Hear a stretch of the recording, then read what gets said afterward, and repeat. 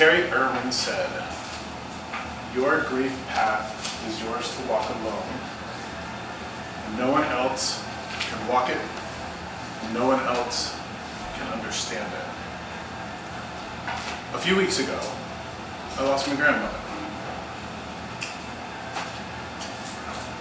I consider myself lucky to have gone 39 years in my life without having lost someone that I love.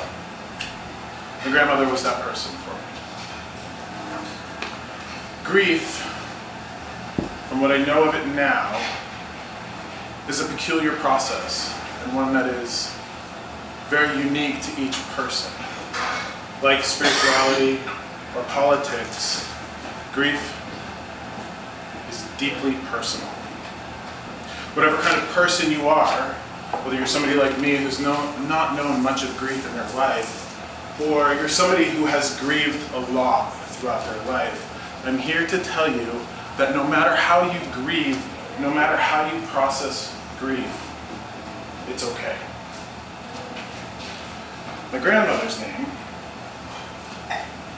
was Edith Helen Coyer Sam.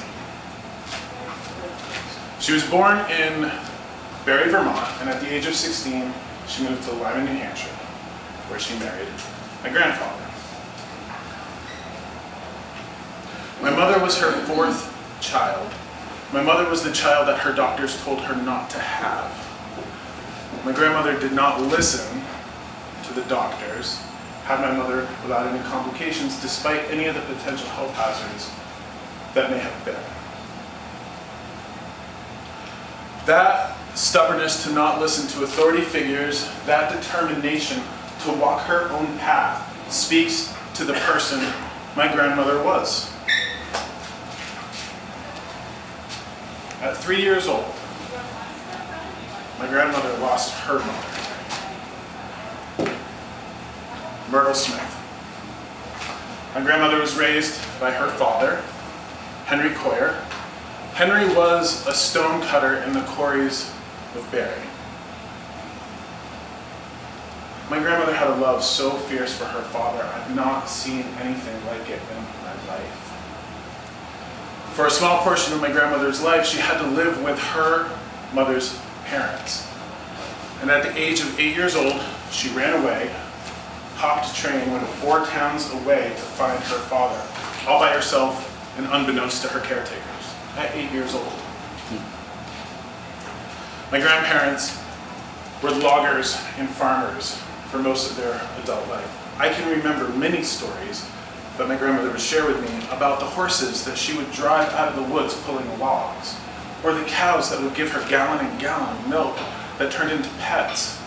My grandmother worked as hard as she could, as often as she could, for as long as she could. I feel like I have an excellent work ethic. I inherited that from my parents, and especially my mother. And that work ethic is a heritage that I inherited from my grandmother. My grandmother fought like nobody I ever knew. No one. She fought for what she wanted. She fought for her family, and she fought for what she felt was right. I'll spare you the details. She had a life of pain. Her life was made up of fighting and pain. A stronger warrior I have never known. My grandfather, her husband, passed away in 1998, and I didn't know him well at all. I had a childhood where I didn't really know my grandparents. I didn't get to know my grandmother until she lived alone. For the past 20 years, I've tried to be the best grandson that I could possibly be. Tried to be there as often for her as I could, tried to help out as often as I could, tried to keep company as often as I could. And I'll tell you, part of my grief path, part of losing her and part of the process that I'm going through right now, is trying not to beat myself up for not being there for her. And I imagine that's part of the process for us all. That's part of all of our grief paths. It's been said that grief has 5 stages: denial, anger, acceptance, depression, and bargaining. I'm not really sure how true that is for everyone because, like I said, grief is very personal, and I think I've touched on a couple of those stages.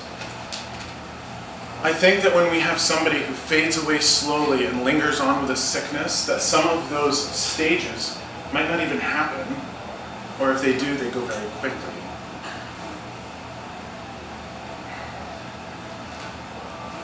I wasn't in denial. Any anger that I felt was anger at myself for not being there more. I didn't bargain. I was sad, I still am sad, but I never knew depression. And acceptance finally came when I realized that she wasn't fighting anymore and that she was no longer in pain. My grandmother worked up into her 87th year. She worked every day of her life. She worked until she couldn't work anymore. The last few months were long, drawn-out, painful ones. She lingered on. A couple weeks before she passed, her fingers and her toes went black. And hospice, the nurses said that was her organs shutting down. 4:30 that afternoon, it cleared right up. She lasted a couple more weeks. They said that they wouldn't be back the next day. She fought, she hung on, and she struggled. A more fierce warrior I have never known in my life. So please, when you confront grief in your life, and we all will, none of us will ever avoid it, I want you to know that there is no textbook way for you to grieve. You may cry, yell, strike out at the wall. You may go sit down by the river quietly. You may wail like you've never wailed before. But however you choose to walk down your path of grief, that's yours, and nobody can tell you that there's a better or different way to go about it. So please, allow yourself to grieve however you need to.